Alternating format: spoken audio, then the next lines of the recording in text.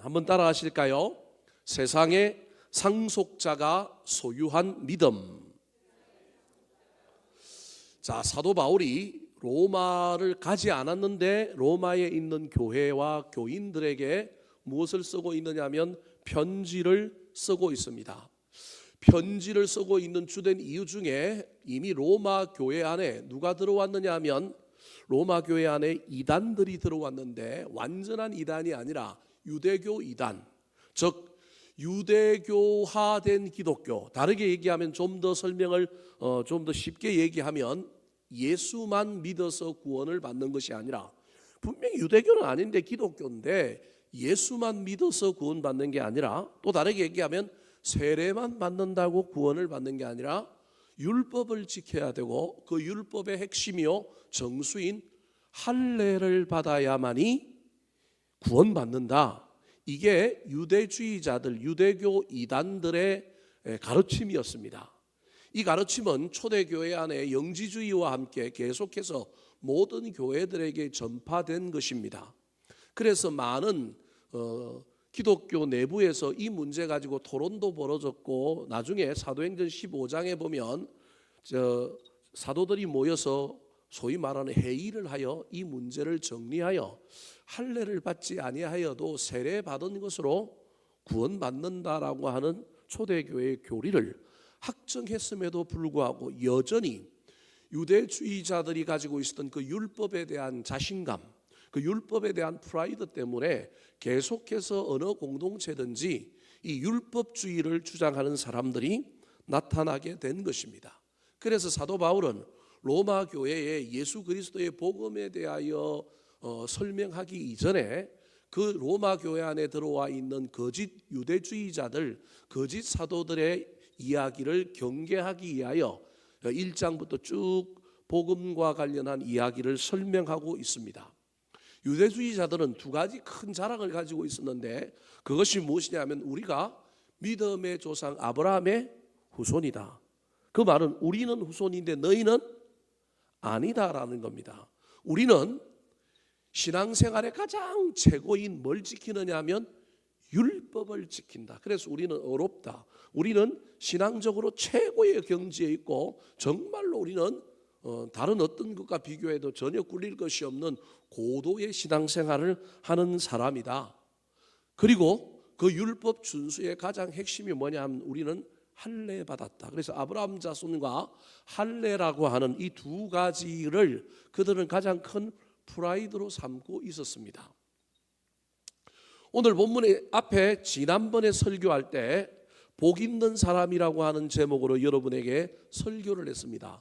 그 복 있는 사람이 누구냐 하면 사실은 아브라함에 대한 이야기였고, 그 아브라함의 이야기가 아브라함의 후손들인 초대교회 안에 있는 모든 믿는 자들, 특별히 로마에 있는 자들도 복 있는 사람이다. 그럼 복 있는 사람이 어떤 사람이냐 하면 율법이 아니라 믿음으로 어렵게 되었다. 다르게 얘기하면 어렵다라고 하는 말은 여러 가지 신학적인 의미가 있지만 쉽게 이야기하면 구원받았다는 얘기예요. 믿음으로 구원받았다.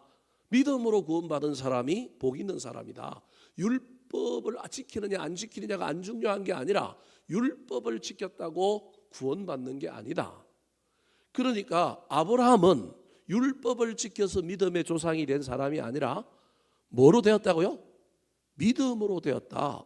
아브라함 시대에는 율법이 없었다. 물론 율법의 전신이라고 할 수 있는 하나님께서 아브라함에게 몇 가지 이야기한 것들이 있습니다. 그게 나중에 모세가 율법을 하나님께로부터 받아서 모세 오경을 지을 때 그 안에 좀 들어가기 때문에 없다라고는 할 수는 없지만, 소위 말하는 모세로부터 시작된 율법은 아브라함 후대에 있었기 때문에 아브라함은 믿음으로 어렵다함을 받았지 율법을 지킴으로 어렵다함을 받지 아니하였습니다. 두 번째 복 있는 사람은 죄가 없는 사람이 아니라 죄가 있음에도 은혜로 죄가 가려진 사람이라는 거예요. 우리는 아브라함이 믿음이 아주 좋은 사람이라고 생각하는데, 인간적이고도 너무도 인간적인 사람이 사실은 누구예요? 아브라함이에요. 아브라함이 죄를 얼마나 많이 지었는지 몰라요. 그렇게 얘기하니까 여러분 기분이 좀 이상할는지 모르겠지만 누굴 팔아먹어요? 아내 그것도 한 번만 팔아먹은 게 아니라 몇 번 팔아먹어요? 두 번이나 팔아먹어요. 그러니까 도덕, 윤리, 율법의 기준으로 보면 아브라함은 뭐가 많은 사람이에요? 죄가 많은 사람인데도 불구하고 하나님은 그 죄가 가려진 사람, 은혜로 가려진 사람을 뭐가 있다고 얘기한다고요? 복이 있다. 그래서 아브라함은 가장 윤리적인 사람, 가장 어려운 사람, 가장 율법적인 사람이 아니라는 거예요. 수많은 실수, 수많은 시행착오를 겪었음에도 불구하고 하나님은 은혜로 그의 모든 것을 가려주고 그를 믿음의 조상으로 세웠다라는 거예요. 뿐만 아니라 그로 말미암아 아브라함의 길을 따라가는 사람들이 생길 정도로 아브라함은 믿음의 조상, 믿음의 뭘 남긴 사람이었다고요? 자취를 남긴 사람이다. 그래서 모든 유대인들이 누구 따라 살고 있느냐 하면, 누구 따라 믿음의 길을 가느냐 하면 아브라함을 따라간다라는 거예요. 이 세 가지가 지난번 설교의 핵심이었습니다. 율법주의를 주장하는 사람들에게 반론하기 위하여 너희들이 그렇게 숭상하고 따르고 너희들이 믿는 아브라함 율법으로 어렵다함을 받지 아니하였어? 아브라함이 죄가 없었던 게 아니라 너희들보다 훨씬 문제가 많은 사람이었는데도 불구하고 하나님이 그를 믿음의 조상으로 세웠다. 그런데 너희들하고 아브라함하고 차이는 뭐냐 하면 너희는 막 율법 지킨다고 다른 사람 무시하고 율법 안 지키면 다른 사람 정죄했는데 아브라함은 그러지 않고 뭘 남겼다고요? 믿음의 자치, 믿음에 뭘 남겼냐면 모델을, 흔적을 남겼다, 그런 말입니다. 오늘 본문에서는 이 아브라함에 대하여 다시 한 번 더 재조명하는 이야기를 통하여 율법주의를 주장하고 있는 사람들의 믿음이 얼마나 헛것인고, 그리고 진짜로 아브라함에게 있었던 믿음이 어떤 믿음인지에 대하여 또다시 아브라함의 이야기를 설명하고 있는 내용입니다. 그래서 로마서 4장의 전체 주제는 아브라함입니다. 특별히 오늘 읽었던 13절부터 19절에 계속해서 반복적으로 등장하는 단어가 있는데 그 단어가 무엇이냐면 상속자라고 하는 단어입니다. 그러니까 오늘 본문의 13절에 시작하면서 이 바울 사도가 아브라함을 뭐라고 얘기하고 있느냐 하면 세상의 상속자다, 그렇게 표현해요. 자, 먼저 13절을 한번 읽어볼까요? 시작.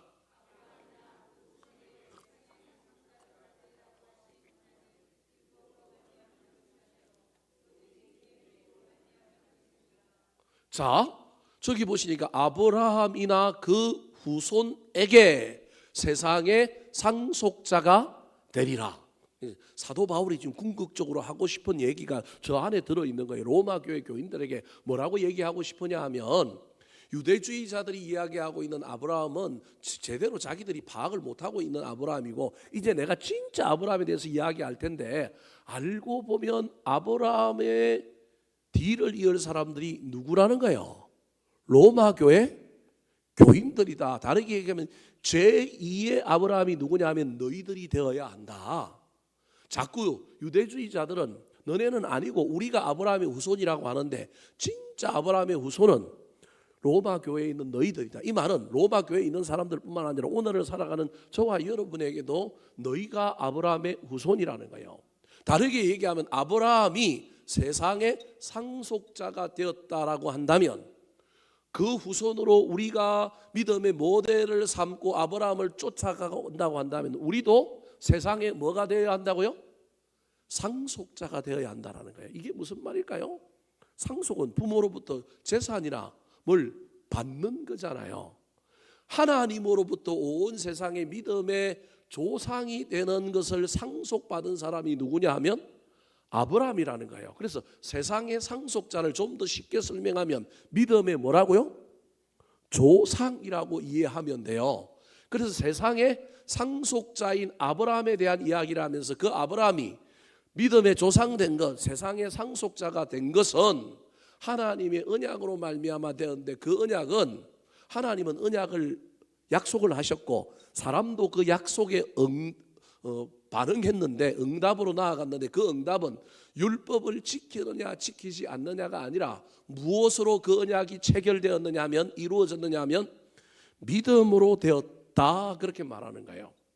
창세기 12장 3절에 보면 아브라함에 대한 이야기가 나오면서 복의 근원이 될지라, 지금은 이제 복이 될지라라고 성경이 바뀌었는데, 우리가 잘 아는 그 복의 근원, 복이 된다라고 하는 아브라함의 언약 속에 나오는 이야기 중에 하나가 창세기 12장 3절에 보면 땅의 모든 족속이 너로 말미암아 뭘 얻을 것이라고요?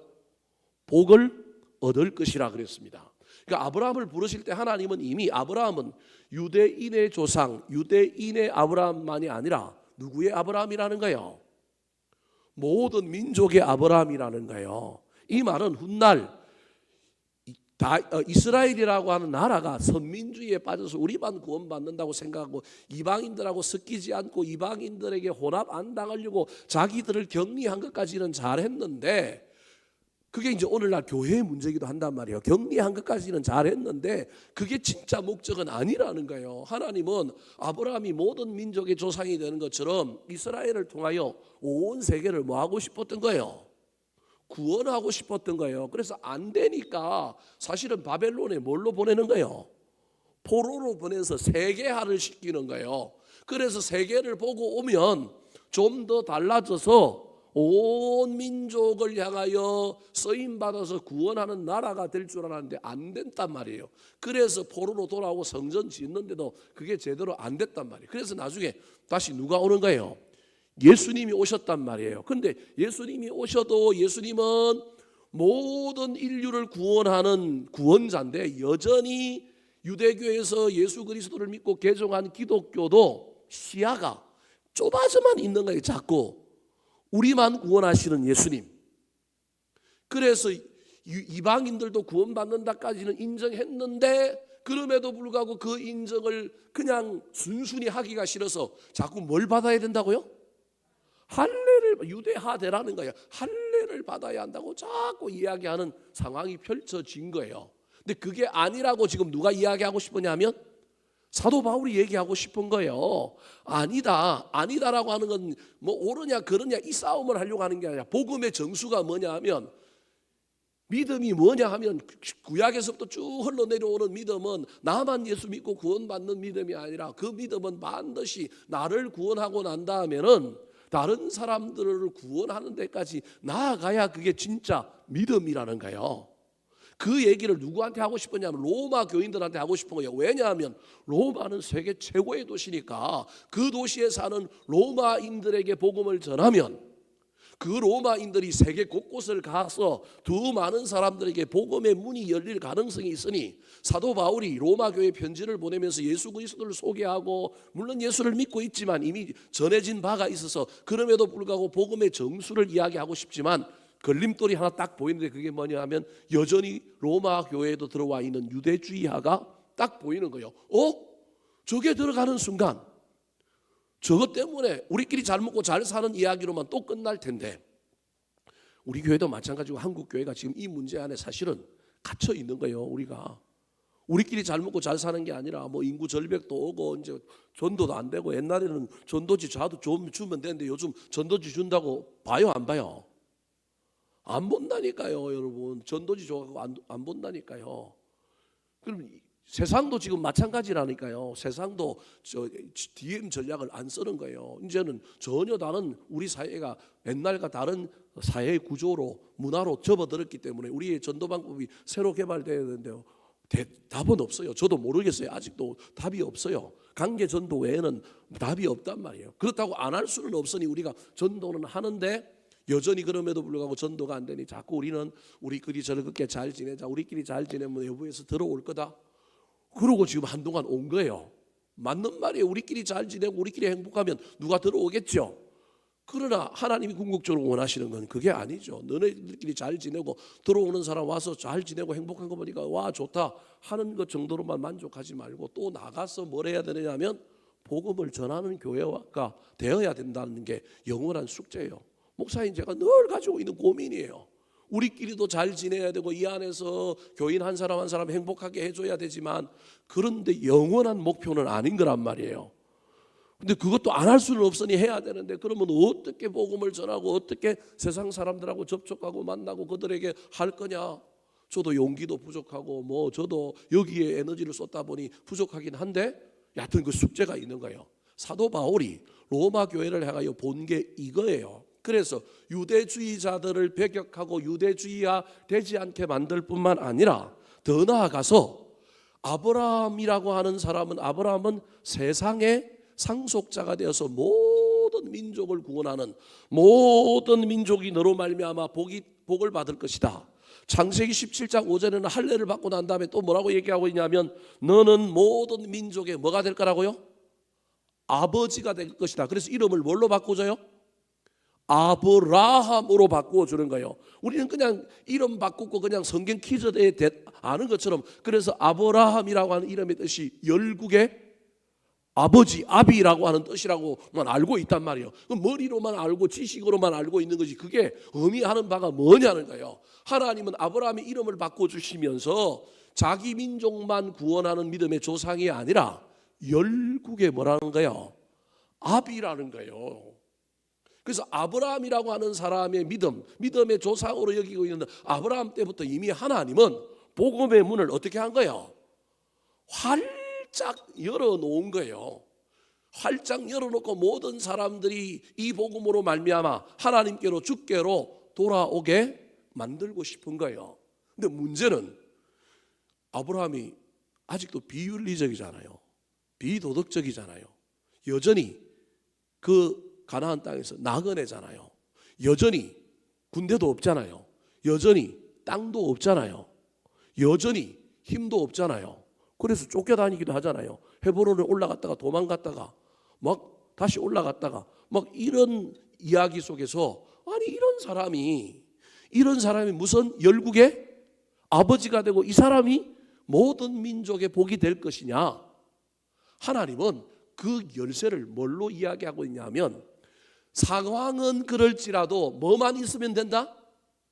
믿음이 있으면 된다. 믿음으로 무장하면 된다. 믿음으로 살면 그 일은 나중에 끝내 이루어진다. 그 얘기를 하고 싶은 거예요. 로마에 있는 교회가 가장 핍박을 먼저 받고 가장 더 많은 피해를 입어요.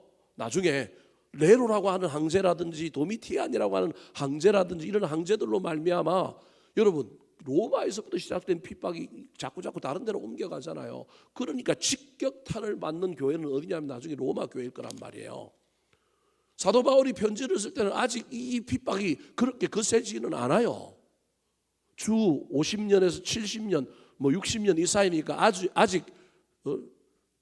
70년 돼야만이 나중에 디두스라고 하는 황제 지나서 나중에 이제 네로 황제라든지 도미티안이라고 하는 황제들이 주 70년 이후에 이제 나온단 말이에요.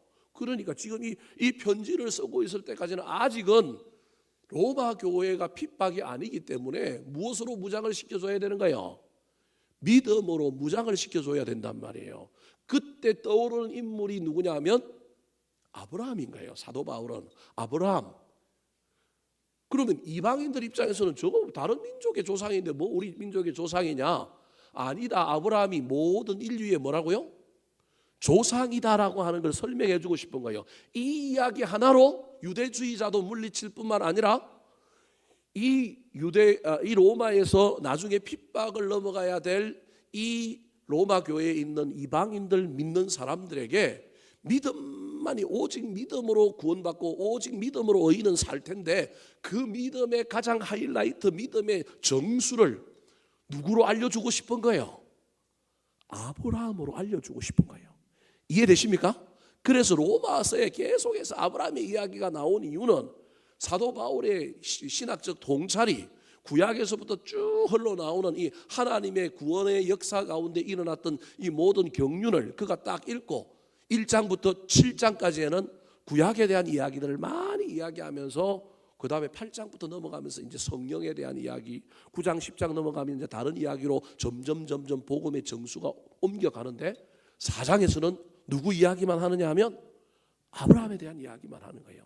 원래 아브라함 이야기를 꺼냈던 이유가 뭐냐 하면 아브라함을 믿음의 조상으로 여기고 율법 지켜야 되고 할례 받아야 된다라고 하는 로마 교회에 들어간 유대주의자들을 경계하기 위하여 시작했지만, 사도 바울이 그런 정도가 아니라 아브라함이 로마 교회에 있는 믿음의 사람들이 믿음의 조상으로 여기고 닮아야 할, 이어가야 할 아브라함만 세상의 상속자가 아니라 로마에 있는 교인들도 세상의 상속자로 그들이 모델로 삼아야 될 사람이 누구냐 하면 사도 바울이라는 거예요. 16절 말씀 같이 한번 읽어볼까요? 16절 시작. 그러므로 상속자가 되는 그것이 은혜에 속하기 위하여 믿음으로 되나니 이는 그 약속을 그 모든 후손에게 굳게 하려 하심이라. 율법에 속한 자들에게뿐만 아니라 아브라함의 믿음에 속한 자에게도 그러하니 아브라함은 우리 모두의 조상이라. 유대인들만 조상이 아니라 우리 모두의 조상이요. 우리는 누구의 믿음을 쫓아가야 된다? 아브라함의 믿음을 쫓아가야 된다.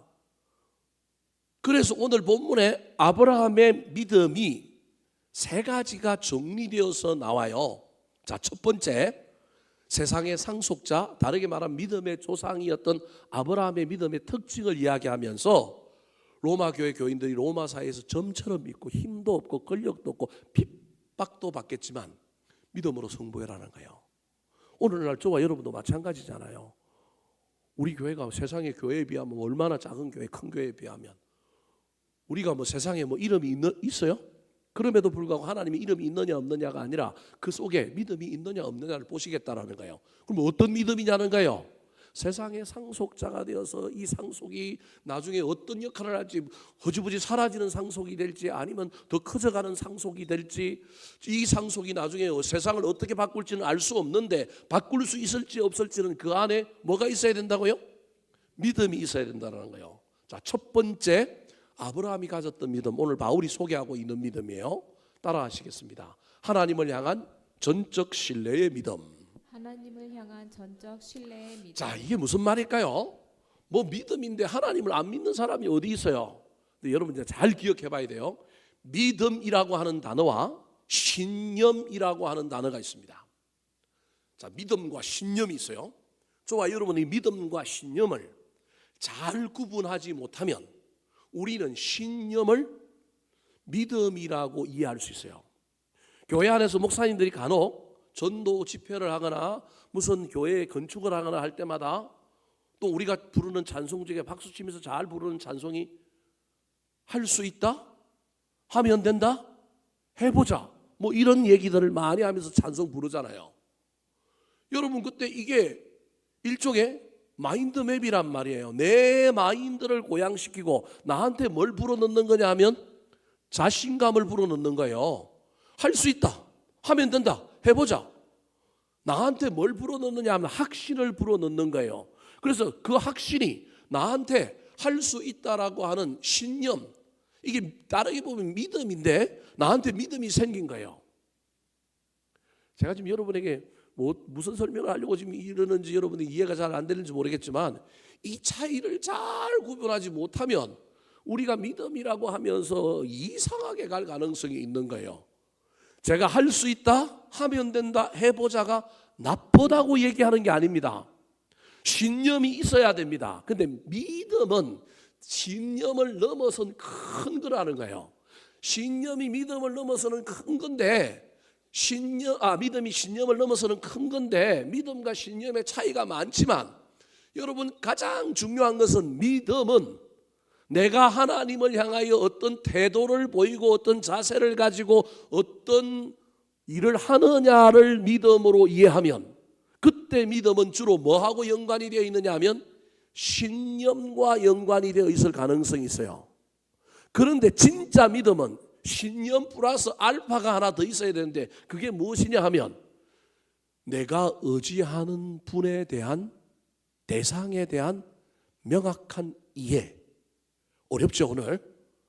그러니까 나는 내가 어떤 태도를 가지고 있느냐를 가지고 우리가 믿음이 있다 없다 주로 얘기한단 말이에요. 저와 여러분이 믿음이 있다 없다라고 얘기할 때 자꾸 누굴 보느냐 하면 나를 봐요. 나의 행위, 나의 상태, 나의 그 어떠함을 보는 거예요. 그런데 진짜 믿음은 나의 태도, 나를 보는 게 아니라 누굴 보는 거예요? 하나님을 보는 거예요. 그분이 어떠한 분이냐를 믿느냐 믿지 않느냐, 지식의 믿음을 넘어서서 그분이 나의 삶에 어떤 일을 할 수 있느냐 없느냐라고 하는 신념, 내가 하나님을 향하여 뭘 어떻게 할 거냐의 문제도 있지만, 믿음의 정수 중에 하나는 저와 여러분이 반드시 믿음이 있노라고 한다면 내가 믿는 믿음의 대상에 대한 명확한 확신 속에 그분을 믿느냐는 거예요. 자, 어려우니까 성경을 읽고 한번 봅시다. 자, 오늘 본문 17절 말씀 같이 한번 읽어볼까요? 17절 시작. 기록된 바 내가 너를 많은 민족의 조상으로 세웠다 하심과 같으니 그가 믿은 바 하나님은 죽은 자를 살리시며 없는 것을 있는 것으로 부르시는 이시니라. 자, 아브라함을 믿음의 많은 민족의 조상으로 세웠다. 세운 이유, 그에게 믿음이 있는데 어떤 믿음이 있느냐 하면 자기가 뭐 어떠하고 이게 아니고, 아브라함의 믿음의 핵심은 전적으로 누구에 대한 거예요? 하나님에 대한 믿음이에요. 내가 하나님을 향하여 어떤 태도를 가지고 있느냐, 어떤 신앙을 갖고 있느냐, 어떤 자세를 갖고 있느냐, 내가 뭘 하느냐가 문제가 아니라 나는 형편이 없어. 나는 아내도 팔아먹고 나는 뭐 왔다 갔다 해. 그럼에도 불구하고 믿음이라고 하는 것은 가장 중요한 게 뭐냐 하면, 믿음에는 인간적인 요소도 있고 또 대상에 대한 요소도 있지만, 수많은 요소가 있지만 그 중에 빠뜨려지면 안 되는 요소 중에 하나가 내가 믿는 하나님이 어떤 분이냐는 거예요. 내가 그걸 믿느냐는 거예요. 이제 집에 가서 잘 고민해 보세요. 난 하나님을 믿는데 나 도대체 하나님을 어떤 하나님으로 믿지? 머리로 말고 진짜 난 하나님을 어떻게 믿지? 아브라함은 하나님을 어떤 분으로 믿었냐 하면 죽은 자를 뭐 한다고요? 살리시는 분이라는 거예요. 여러분, 이게 무슨 말이에요? 모리아 산에 아들 이삭을 바치러 갈 때 우리는 그냥 이삭을 바치러 갔는데, 그 인간으로 도저히 이해 안 되는 그 짓을 아브라함이 했단 말이에요.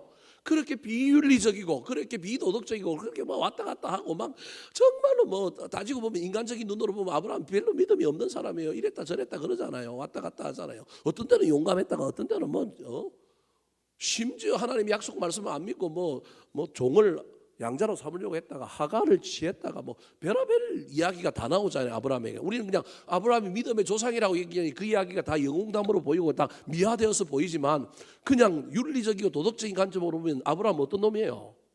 줏대도 없는 나쁜 놈이에요. 여러분들, 제가 천국 가서 아브라함 우리 어르신 만나면 또 혼날 수도 있는데, 인간적인 눈으로 보면 진짜 볼품 없는 사람이라니까요.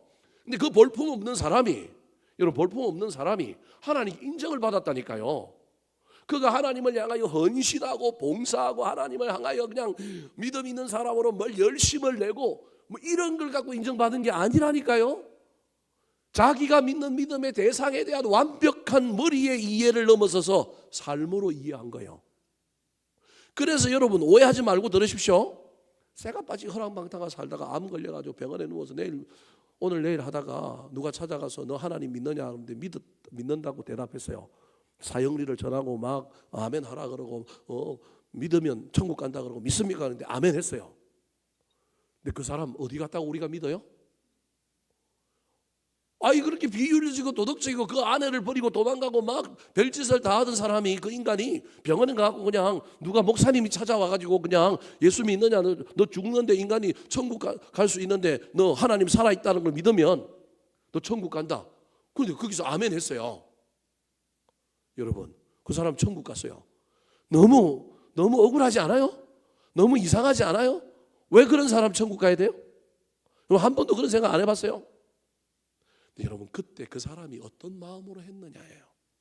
중요한 건 우리는 알 수가 없어요. 그래서 다 천국 갔는지 안 갔는지는 모르겠지만, 제가 아는 것 중에 하나는, 저는 많은 경험 속에 제가 아는 중에 하나는, 정말로 절박한 마음으로 지푸라기로 하나도 잡는 심정으로 정말로 한 번도 들어보지 못한 하나님, 한 번도 만나보지도 경험해보지도 못한 그 하나님에 대한 열망을 갖고 있는 사람이 있어요. 저는 그래서 그런 사람 봤어요. 정말로 그 당시 그 순간에는 그 하나님의 존재를 뭐예요? 믿어요. 그분이 살리실 거라고 믿어요. 그 사람은 그 살릴 것을 믿고 아멘하고 그러다가 돌아가셨어요. 아브라함이 이삭을 모리아산에 바치러 갔는데 그에게 있는 믿음은 어떤 믿음이냐 하면 내가 아들을 바치기 때문에 내 믿음이 좋다. 지금 이 얘기가 아니에요. 우리가 하나님 앞에 뭘 하느냐를 가지고 자꾸 믿음이라고 얘기하는데 믿음의 정수, 믿음의 핵심은 하나님에 대한 전적인 신뢰예요. 하나님에 대한 전적인 신뢰인데 이 전적인 신뢰가 아브라함에게 없었던 건 아니지만 아브라함에게 하나님에 대한 신뢰가 있었지만 그러니까 본토 친척 뭘 떠나요? 아비 집을 떠나잖아요. 떠났는데 그게 온전하지 않으니까 중간에 어디에 들러버려요? 화란이라고 하는 곳에 들려가지고 그냥 있어요. 본토 친척 아비 집을 떠나가는데 누굴 데리고 와요? 아버지 데리고 와요.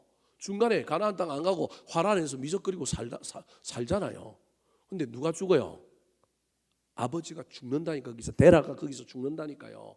그때 깨달는 거예요. 아, 아버지가 죽었구나. 본토 친척 아비 집을 버리라고 내가 지시할 땅을 가라고 했는데 내가 안 가고 있구나.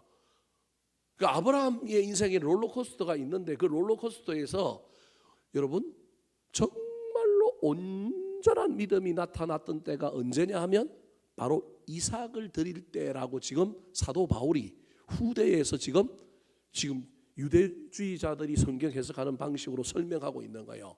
죽은 자를 뭐 할 거라고요? 살리시는 분이 누구라고요? 하나님이다. 그걸 믿고 누굴 데리고 간 거예요?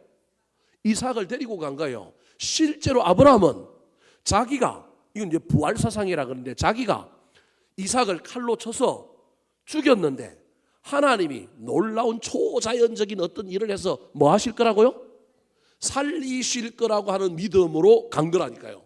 근데 우리는 성경이 그게 아니라 하나님이 갑자기 나타나가지고 아브라함아가 불러가지고 막 칼을 갖고 내리치려고 하는데 막 하나님이 개입하셨잖아요. 우리는 하나님이 이럴 거라고 예상하고 성경을 읽지만 아브라함은 하나님이 이럴 거라고 예상을 안 했다니까요. 자기는 누굴 죽이고? 이삭을 죽이고 하나님은 뭐 할 거라고요? 이삭을 살리실 거라고 믿었다니까요. 세상에 이런 아버지가 어디 있어요? 그런데 이런 아버지가 있다라고 표현하면 이상하지만 그 사건보다 누굴 더 믿은 거예요? 하나님을 믿은 거예요. 왜 그렇게 믿었느냐? 17절 다시 보여주실까요? 17절에 뭐라 그래요? 자, 17절 앞에 화면 다시 보여주세요. 그가 믿은 바 하나님은 죽은 자를 뭐하고요? 살리신 거예요. 이 믿음이 어디에서 왔느냐 하면 없는 것을 있는 것으로 부르신 분, 무에서 유를 창조하시는 분이니 죽은 것 살리는 것 당연히 한다. 여러분 저게 글자로 적혀져 있어서 저게 아무것도 아닌 것 같지만 저 안에요 아브라함의 믿음이 엄청난 믿음이 들어있는 거예요. 그래서 하나님께서 뭐라고 이제야 네가 나를 뭐 하는 줄 아노라? 사랑하는 줄 아노라 그러는 거예요. 이때 아브라함이 믿음의 조상으로 완성되는 거예요. 물론 그 이후에도 아브라함이 갈짓자를 긋고 문제도 일으키긴 하지만 여러분 이때 아브라함이 진짜 믿음이 나타난 거예요. 오늘 설교가 좀 어렵죠? 여러분 저와 여러분이 자꾸 믿음이라고 하는 것을 어떻게 해석하느냐 하면 내가 하나님께 어떻게 하는 것을 자꾸 믿음이라고 얘기하는 거예요. 그게 필요 없다는 게 아니에요. 할 수 있다 하면는데 해보자 해야 됩니다. 근데 이건 내가 하는 게 아니고 누가 하는 거예요? 할 수 있다 하면는데 해보자고 되면 이건 하나님 없이 누가 한 거예요? 내가 한번 구호 외치고 내가 한번 할 수 있다 하면 된다 해가지고 내가 됐어요. 여러분 이건 신앙이 아니에요. 사실은 신앙이 아닌데 우리가 세상에 쏘을 때도 많고 막 그래서 그냥 하는데요. 근데 우리는 할 수 있다 하면 된다라고 할 때 누구를 믿는 믿음으로 해야 돼요? 나는 할 수 없는데 누가 해줄 수 있다고요? 하나님이 할 수 있다라고 하는 전적으로 하나님을 믿는 믿음이 저와 여러분에게 있어야 된다니까요. 여러분 이게 막 우리 인생 가운데 계속 있으면 얼마나 좋을까요? 근데 계속은 힘들 거예요. 그러나 저와 여러분 인생에 어느 한순간 어느 한 지점에서 이 믿음이 있느냐 없느냐 아니면 내 평생 어떤 인생 가운데 아브라함처럼 한 번만이라도 이 믿음이 발동하느냐. 이게 고난도 이기고 한란도 이기고 나중에 정말로 큰 일을 만들어낼 거라는 거예요. 지금 사도 바울이 로마에 있는 교회인에게 아브라함을 유대인의 조상만이 아니라 너희들의 조상인데 그의 믿음의 핵심이 뭐냐 하면 죽은 자를 살리시는 하나님, 이 없는 것을 있게 만드시는 하나님을 머리로만 믿는 게 아니라 마음으로 믿고 실제로 내가 그 믿음 가운데 행동을 해보는 것, 이게 믿음이라는 거예요. 너희들이 그 믿음 한번 할 수 있느냐? 그 믿음 한번 보여줄 수 있느냐? 설교하지만 저도요, 이런 경험이 많지가 않습니다. 비스무리한 건 있어도 정말로 이런 믿음 갖고 전적으로 나가면, 야, 사람들이 나보고 미쳤다 그럴 텐데, 좀 무모하다 그럴 텐데, 너무 신비주의 신앙이라 그럴 텐데, 근데 실제로 믿어지는 경우들이 있다니까요.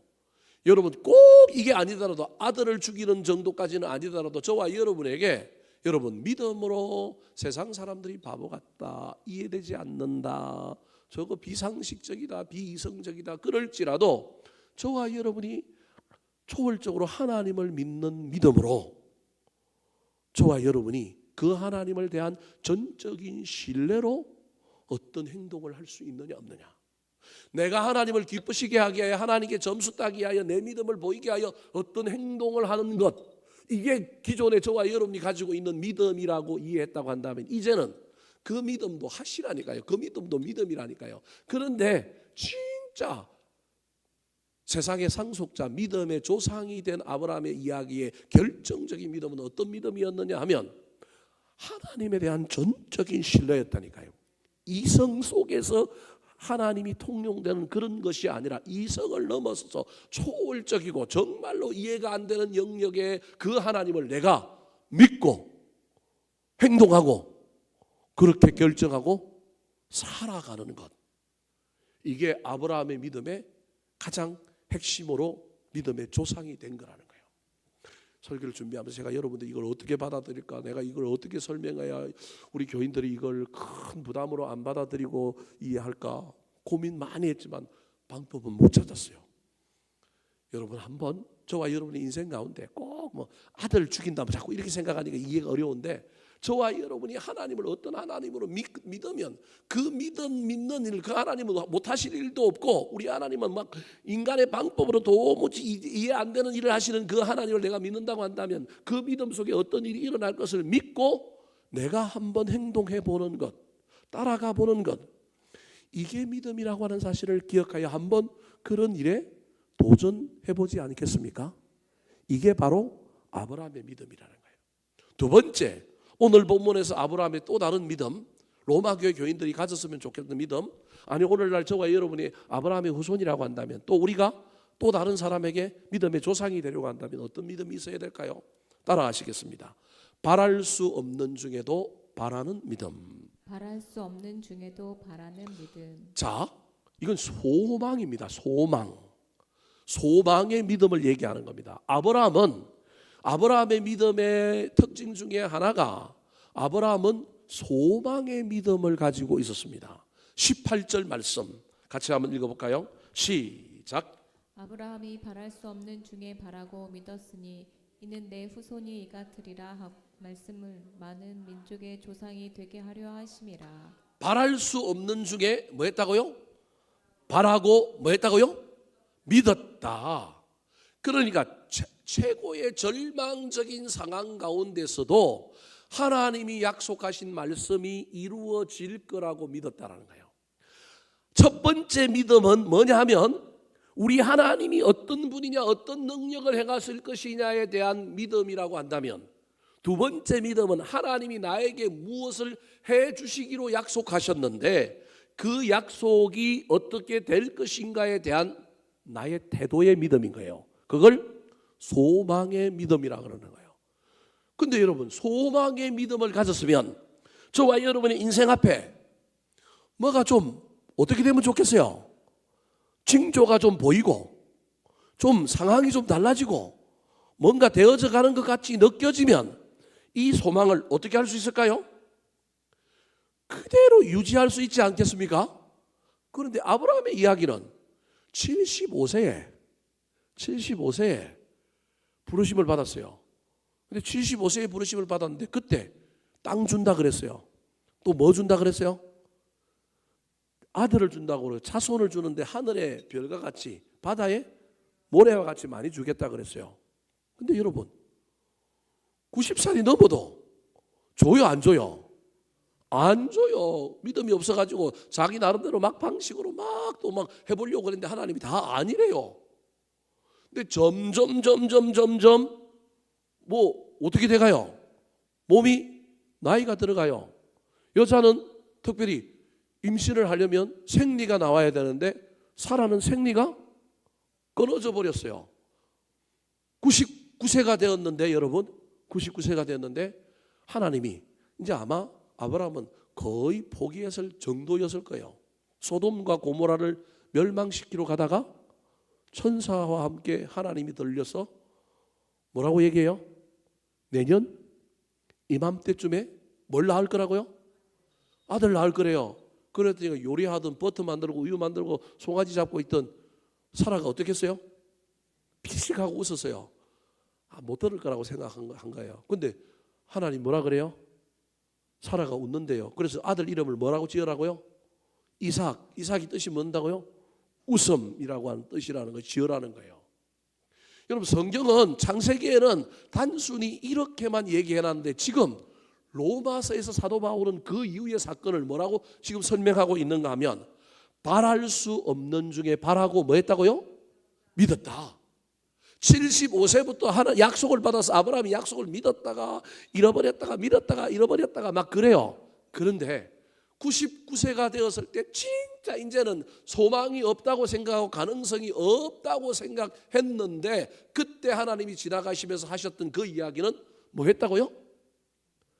바라고 뭐 했다고요? 믿었다. 여러분 이 이야기의 핵심이 뭘까요? 저와 여러분이 소망을 가지고 하나님께 기도하고 그러면 금방 응답됐으면 좋겠는데 직방으로 응답되는 것도 있고 금방금방 해결되는 문제도 있지만 때로는 여러분 저와 여러분이 소망을 끝까지 흔들리고 가다가 희미해졌을 때라도 하나님이 나한테 확신을 준다고 한다면 그때라도 그 소망의 불을 꺼트리지 않고 그 소망을 붙들고 믿으면 소망은 현실이 된다라는 거예요. 그래서 저와 여러분의 믿음이 할 수만 있다면 절망 중에도 소망을 가지는 믿음이어야 하고 점점 어그러져 감에도 불구하고 그 어그러짐 속에서도 저와 여러분이 뭘 붙들어야 되느냐 하면 희망을 붙들어야 된다는 겁니다. 하나님은 우리의 소망을 이루어 주시는 분인데 세상이 알 수 없는 방식으로 이성과 통계, 물리적인 법칙 저는 현대를 살고 막 이런 시대에 살다 보니까 저는 그런 환경 속에 자라오다 보니까 목회를 하면서도 저는 이 말씀을 연구하고 준비하면 하기 전까지만 해도 내 목회가 이성적인 목회였구나. 내가 통계적인 목적. 나는 물리학의 범위 안에 있는 신앙생활과 목회를 하는구나. 그런데 진짜 소망은 때로는 그걸 넘어서는 소망이어야 하는구나. 고린도전서 2장 8절에 이렇게 이야기합니다. 같이 한번 읽어볼까요? 시작. 기록된 바 하나님이 자기를 사랑하는 자들을 위하여 예비하신 모든 것은 눈으로 보지 못하고 귀로도 듣지 못하고 사람의 마음으로도 생각지 못하였다 함과 같으니라. 하나님이 자기를 사랑하는 자들을 위하여 소망을 품는 자들을 위하여 그들에게 뭘 이루어 주실 때 전혀 생각지 않은 방법, 우리의 이성과 통계와 확률과 물리학의 법칙을 벗어나서 이루어질 수 있다라는 말이 저 말이에요. 눈으로도 보지 못하고 귀로도 듣지 못하고 사람의 마음으로도 생각하지 못했던 방식으로 자기를 사랑하는 자들에게 예비하신 모든 것을 줄 수도 있다. 이게 고린도 교회의 사도 바울이 한 하나님의 신비에 대한 설명하면서 이야기하는 거예요. 오늘 이 이야기를 로마 교인들에게 사실은 하고 싶은 거예요. 사랑하는 성도 여러분, 저와 여러분은 어떤 믿음입니까? 우리의 믿음은 바랄 수 없는 중에 바라고 있는 믿음입니까? 우리는 현실을 넘어서 볼 수 있습니까? 할 수만 있다면 우리의 인생 가운데 가장 실패하고 가장 절망적일 때라도 소망을 잃지 않는 사람들이었으면 좋겠습니다. 기독교 역사에 가장 찬란한 것은 정말로 소망이었습니다. 오늘날 현대 시대가 빠르게 지나고 참을 수 없는 이런 시대를 저와 여러분이 지나다 보니까 우리는 뭐 몇 번 해보다가 한 3번 정도 해보다가 안 되면 끝이고요. 초대교회 교인들은 그런 게 없었습니다. 얼마나 어려움이 많았는지 모릅니다. 견뎌도 뭐가 올 줄 아는데 안 오고, 그리고 견뎌도 안 오고, 견디다가 그냥 죽음을 맛보기도 했단 말이에요. 근데 중요한 건 그러면서도 죽음을 맛보면서도 그때까지도 뭘 가지고 있었던 사람들이었다고요? 소망을 가지고 있었던 사람들이라니까요. 그래서 위로 하나님을 향하여는 믿음을 가지고 있지만, 이 믿음은 믿음과 소망과 사랑이라고 할 때 이 믿음은 반드시 무엇으로 표출되어야 되냐면, 위로 향한 하나님의 믿음이 세상으로는 사랑으로 표현되어야 되지만, 또다시 위로 하나님을 향하여 우리는 이 믿음이 소망으로 성화되지 않으면 진짜 믿음이 아닌 거예요. 그래서 믿음의 가장 가까운 단어, 초대교회와 관련하여 믿음의 가장 가까운 단어는 무슨 단어냐면 소망이라고 하는 단어입니다. 오늘날 저와 여러분이 믿음이 있노라고 하면서 현대 한국교회, 뭐 서구 유럽뿐만 아니라 미국 교회도 마찬가지지만 우리는요, 소망이 없는 믿음을 가질 때가 얼마나 많은지 모릅니다. 특별히 그 소망도 제가 아까 이야기했던 것처럼 몇 번요? 3번 정도 하고 나면 그냥 될 대로 되라, 뭐 주시면 감사하고 안 주셔도 상관없고, 뭐 하나님이 안 주셔도 뭐 충분히 뭐 이렇게 살기도 하고 저렇게 살기도 하니까, 이런 시대, 풍요로운 시대를 살다 보니 우리에게 믿음이 소망이라고 하는 사실을 잊어버리고 살 때가 얼마나 많은지 모릅니다. 그러니까 아브라함의 이야기가 하나님이 그냥 75세에 불렀으면 한 5년 훈련시키고 80세에 좋으면 얼마나 좋겠어요. 근데 아브라함의 이야기 속에 그 이야기, 99세에 100세의 아들을 낳게 만들고 99세에 꺼져가던 소망을 다시 불러일으키는 이 이야기, 더 나아가서 이삭을 낳았는데 이삭을 또 바치라고 하는 이 이야기 속에 아브라함의 믿음의 정수가 있는 거예요. 그러니까 아브라함이 믿음의 조상이 된 게 그냥 부를 때부터 조상이 된 게 아니고요, 수많은 세월 속에 믿음이 연단되고 단련되어서 그 믿음이 믿음의 조상이 될 만한 믿음으로 되어졌다고 하는 사실을 기억해야 됩니다. 이 말은 저와 여러분이 어느 순간에 내 믿음 완성되었다 그러지 말고, 우리는 알고 보면 죽을 때까지 뭘 완성하는 사람들이에요? 믿음 완성하는 사람들이요, 내가 옛날에 목사 되었을 때 완성했다, 내가 옛날에 교회 부흥할 때 내 믿음 최고조다. 여러분 절대 이런 얘기하면, 아브라함 보고 이 얘기하면 된다 안 된다? 안 된다니까요. 아브라함은요 정말로 그 믿음이 완성되고 믿음의 조상이라고 하는 것이 그 나오기까지도 얼마나 많은 이야기가 있었는지 모릅니다. 하나님에 대한 절대적인 신뢰를 통하여 내가 하는 믿음이 아니라 하나님에 대한 믿음으로 하나님이 행하실 일들을 기대하고 삶의 현장으로 들어가는 그 믿음 다음에 그는 반드시 뭘 가지고 있었느냐 하면 소망하는 믿음을 가지고 있었다는 사실을 기억하시고, 우리 인생 끝나는 그날까지 어떤 상황과 절망 가운데 있을지라도 소망을 잃어버리고 절망과 원망 속에 사는 인생 없도록 끝까지 소망만큼은 무너지지 않고 붙들게 되기를 우리 구주 예수 그리스도의 이름으로 축원합니다. 마지막입니다. 오늘 본문에 사도 바울이 아브라함이 모든 사람의 믿음의 조상이다, 아브라함이 왜 믿음의 조상이 되었느냐, 이런 믿음이 있어서 그렇다, 너희들도 이 믿음 가져라라고 지금 이야기하고 있는데, 세 번째 믿음은 어떤 믿음일까요? 따라 하시겠습니다. 알고도 약해지지 않는 견고한 믿음. 알고도 약해지지 않는 견고한 믿음. 자, 19절 말씀 같이 한번 읽어볼까요? 19절 시작.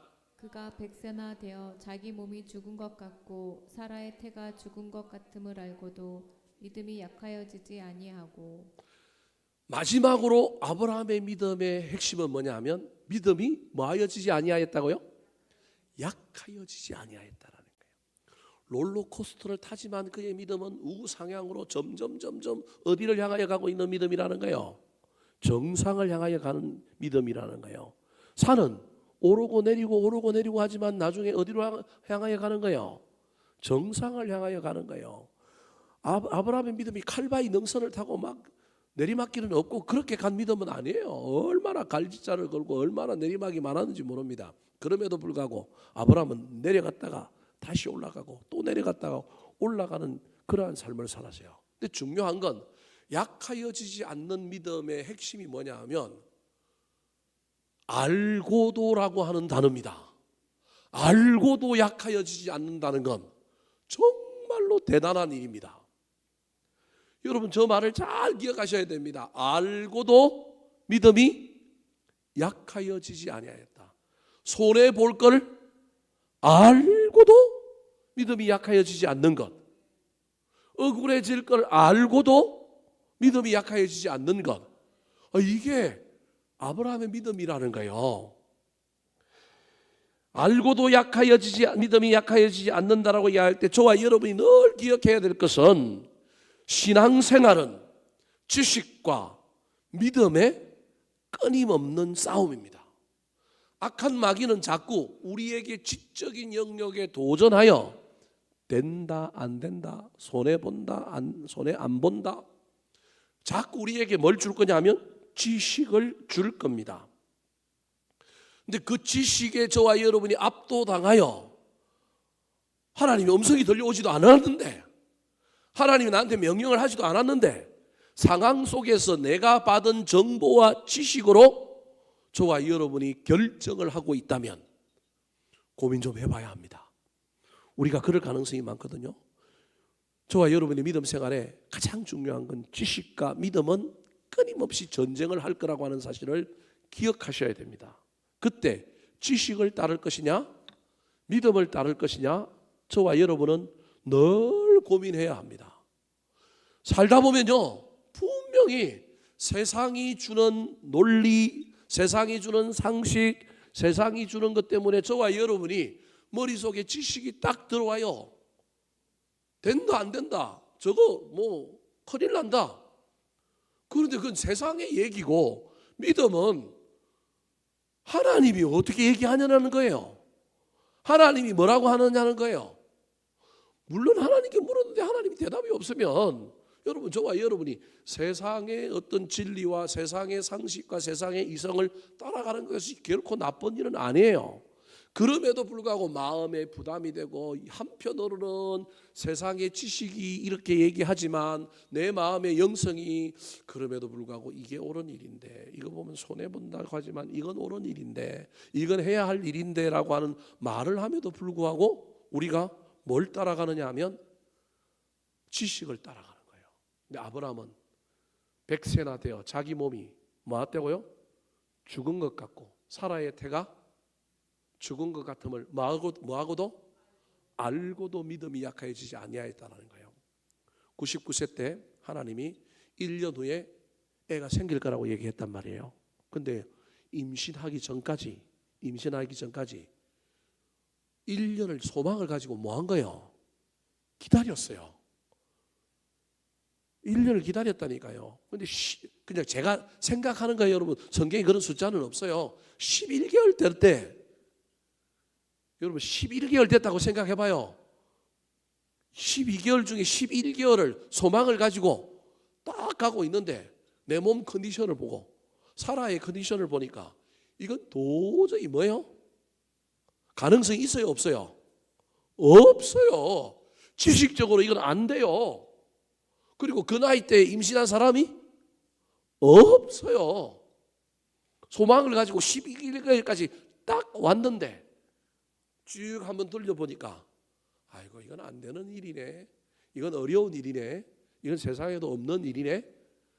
알고도 믿음이 뭐 했다고요? 약하여지지 않았다. 여러분 글자로 적어놓은 게 이게 아무것도 아닌 것 같지만 이거는요 글자로 이해하기는 정말로 힘들어요. 실제 삶의 영역에 들어가면 이거 하기가 쉬워요, 어려워요? 어렵다니까요. 어떻게 알고도 소망을 가지고 11개월을 달려온 것도 대단한데 11개월째 딱 보니까 이게 도저히 가능성이 있어요, 없어요? 없어요. 지식적으로는 이거 아니라는 걸 다 알게 되었어요. 그러면 11개월까지 했으니 이거 얼마나 잘한 거예요. 성경은 늘 얘기가 그거예요. 여러분 나만에게 엘리사 선지자가 뭐라고 얘기했어요? 요단강에 가서 몇 번 씻으라고요? 7번 씻었어요. 그러면 첫 번째 씻을 때 좀 부스러기가 좀 사라지고, 두 번째 씻을 때 조금 뭐 살이 좀 좋아지고, 세 번째 씻을 때, 우리는 이런 생각을 한다니까요. 저와 여러분이 기도를 하거나 믿음 생활을 할 때 저와 여러분 늘 이렇게 생각하는 거, 이게 물리의 법칙이거든요. 물리의 법칙에 갑자기 뭐가 팍 변하는 거는 사실은 없단 말이에요. 뭔가가 징조가 있고 뭐가 변화가 있어야 되지. 물이 끓으려면 어떻게 돼야 돼요? 볶음이 올라오고 김이 살살 어떻게 해야 돼요? 올라와야 나중에 물이 끓어오를 거 아니에요. 그러니까 징조가 있잖아요. 그 나만도 6번까지 씻었는데 어떻게 됐어요? 아무런 변화가 없어요. A, C하고 돌아갔으면 어떻게 됐어요? 못 고쳤지 않겠습니까? 그래서 저와 여러분에게 믿음의 가장 중요한 건 끝까지 변하지 않는 것. 특별히 알고도 뭔가 좋은 징조가 있고 뭔가 우호적이고 뭔가 우리 가운데 멋진 일이 있을 때 알고도 계속 가는 거 쉬워요. 근데 우리 인생에 그렇게 일어나는 일은 쉽지 않다라는 거예요. 하나님은 때로는 우리에게 믿음의 영역에서는 정말로 6번까지 해도 안 되고 7번 해야 되는 것, 11개월까지 소망을 가지고 왔는데도 불구하고 알고도 약하여지지 않고 12개월까지 가야만이 드디어 사라에게서 임신했다라고 하는 소식이 들려온다라는 거예요. 상황과 환경을 초월하여 악한 마귀가 지식 속에서 저와 여러분을 향하여 된다, 안 된다, 된다, 안 된다 그렇게 이야기할 때 할 수만 있다면 저와 여러분은 알고도 하나님 앞에 믿음이 약하여지지 않았으면 좋겠습니다. 20절에 보면 믿음이 없어 하나님의 약속을 의심하지 않고 믿음으로 뭐 했다고요? 견고하여졌다. 할 수만 있다면 상황이 나쁘고 주변의 사람들이 뭐라 할지라도 하나님이 나에게 주신 약속이라고 한다면, 그리고 그 약속에 대하여 하나님의 어떤 변화와 징조가 없다고 한다면 그 약속을 붙들고 상황이 우리 보고 안 된다, 틀렸다, 그거 손해본다, 그거 억울한다 그럴지라도 그것을 약하여지지 않고 갈 수 있게 되기를 우리 구주 예수 그리스도의 이름으로 축원합니다. 말씀을 마치려고 합니다. 아브라함이 믿음의 조상이 되었다라고 할 때 우리는 그냥 아브라함이 믿음 좋았으니까, 아닙니다. 아브라함 믿음 별로 안 좋았습니다. 그런데 결정적인 순간 어떤 고비마다 아브라함의 믿음이 아주 빛이 났다는 걸 기억하셨으면 좋겠습니다. 소돔과 룻을 구출할 때, 룻과 헤어질 때 성경에 뭐 아브라함 이야기의 몇몇 지점에서 아브라함의 믿음이 찬란하게 빛이 납니다. 저와 여러분의 믿음이 다 좋을 수는 없습니다. 찬란하게 빛이 나는 게 그냥 내가 하나님을 향하여 무슨 일을 하는 행위를 통하여 뭐 찬란하게 빛이 나는 것도 있지만, 그것보다는 하나님에 대한 신뢰, 하나님을 믿는 믿음이 찬란해졌다는 것을 기억하셨으면 좋겠습니다. 다시금 이 12월 달에 우리가 하나님을 향해 내가 어떤 믿음의 태도를 보이고 있는가, 내가 믿음으로 하나님 앞에 어떤 일을 하는가도 중요하지만 하나님이 어떤 분인가, 내가 알고 있는 하나님이 어떤 분인가, 내가 믿는 하나님이 어떤 분인가, 그분 진짜로 나한테 어떤 일을 하실 건가, 하나님 나한테 어떤 능력을 베푸실 것인가에 대한 저와 여러분의 믿음이 새로워져서 때로는 그 믿음 가지고 우리 주님께 기도하고 그 믿음 가지고 일상에 벌어지는 모든 문제들 앞에 저와 여러분이 승리하며 살아가게 되기를 예수님의 이름으로 축원합니다. 한번 따라하실까요? 세상의 상속자가 소유한 믿음, 하나님을 향한 전적 신뢰의 믿음, 바랄 수 없는 중에도 바라는 믿음, 알고도 약해지지 않는 견고한 믿음.